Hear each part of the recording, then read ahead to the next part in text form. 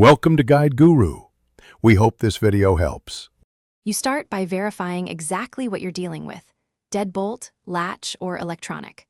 Once identified, gather the screwdriver, lubricant, flashlight, and any specialty tools like a pick set or multimeter. Inspect the door frame and hinge alignment now so you know whether the problem is mechanical versus electrical.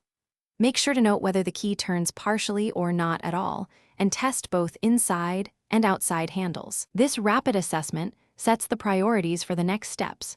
Once done with the basic assessment, begin disassembly in a predictable order so you can reassemble later. Remove screws and keep them organized.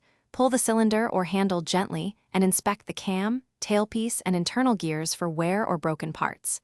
If it's electronic, make sure to check batteries first, then contacts and wiring with a multimeter.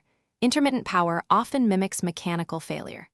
Clean debris and lubricate moving parts sparingly. Then cycle the mechanism to observe where it binds or skips. You finish by replacing any worn components and reassembling in the reverse order, making sure the tailpiece seats correctly.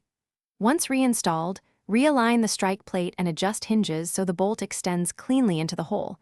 Make small iterative moves and test after each one.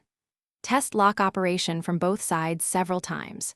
If it still fails, swap the battery or clean electrical contacts, and if issues persist, call a locksmith. This troubleshooting step often saves repeated disassembly. Thanks for watching. Consider subscribing if we helped you today.